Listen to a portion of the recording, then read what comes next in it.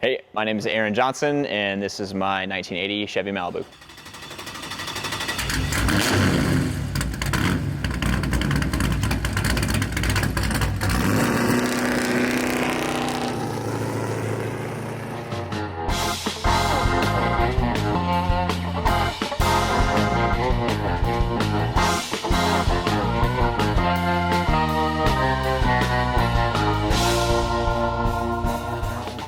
So I manage our customer loyalty team, so our customer support staff. I've been working here for 5 years.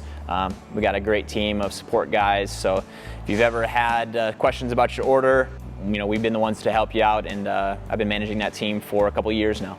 So when I first got the car, it had just a traditional small block Chevy motor in it. It did have the same transmission that's in it now, which is a Grand National 204R. Pretty uncommon transmission, but they're pretty decent once they're built. This is a Stage 3 Bowtie Overdrives company that builds these transmissions. Had that set up in it for about 3 years, and then I was looking to start making some more power with the car. About around that time is when I really started researching LS engines and how easy they were to swap in anything that originally had a small block Chevrolet engine in them. So ended up picking up a 2007 LY6 out of a Silverado. That's a Gen 4 iron block 6-liter with the LS 3-cylinder heads. Originally, it was just going to be a cam-only motor. It's going to toss it in, make it easy, but I kind of got the itch to do a little more for what could come down the road. Ended up doing eagle rods and Mahle pistons. Eric here at the shop actually built the engine for me. I had this obsession with wanting to keep the car carbureted just for nostalgia reasons. I don't know. I don't believe that it's better than fuel injection by any means, but it's just what I wanted to do with the car. So it seems to piss a lot of people off, which I don't know why, because it's my car, but a 40 over iron block pistons, rods, stock LS 3-cylinder heads with an Edelbrock intake manifold and a Pro Systems 1000 CFM carburetor.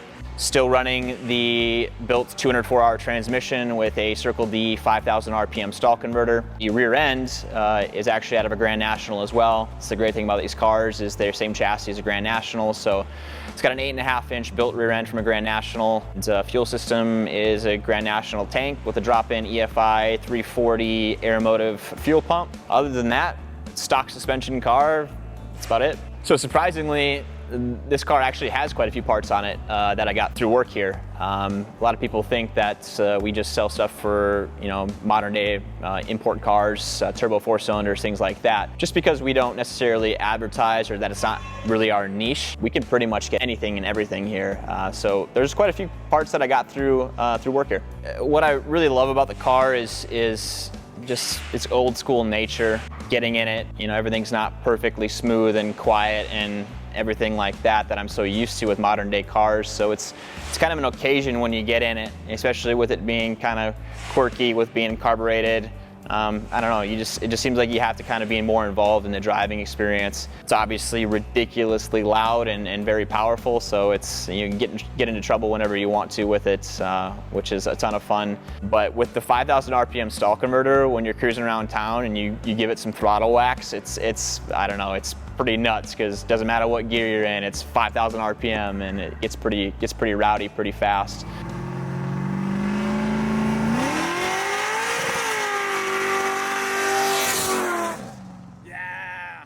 Something a lot of people wouldn't normally think of with this car is that it's actually been a Minnesota car its whole life. So it's survived through the Minnesota, the Rust Belt, so that we normally see these cars.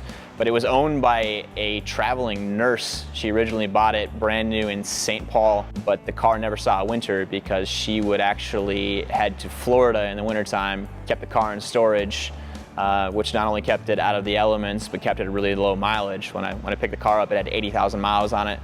Got it from the second owner, but it's just a pretty cool bit of information that it's survived through all these Minnesota winters without any rust.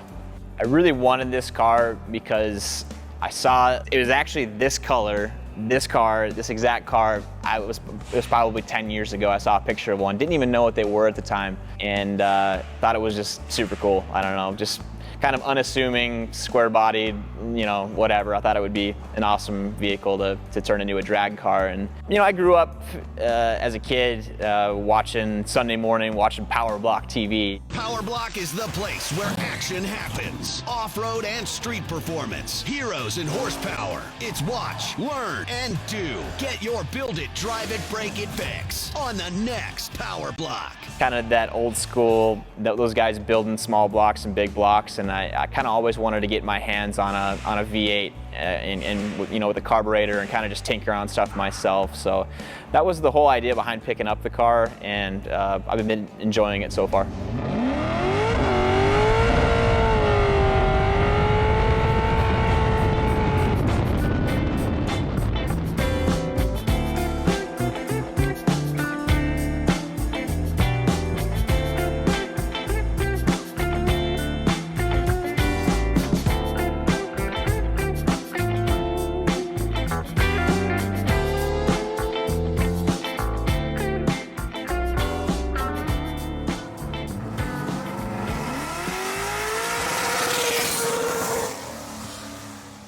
You know, I'd say for anybody who's looking to get into modifying cars, you know, there's a lot of people that I see that are looking to build a car for other people. In this day and age of social media and influencing, just build the car that you want. You know, the car that you think is cool. You know, that's what it's all about. I mean, that's why we're into cars, is because we enjoy doing it. We enjoy working on them, and we like creating, you know, what's in our head in reality. And that's the whole idea behind this car is, yeah, I really could care less if other people think it's cool. I think it's cool. It makes me smile when I drive it. And yeah, so just build what makes you happy.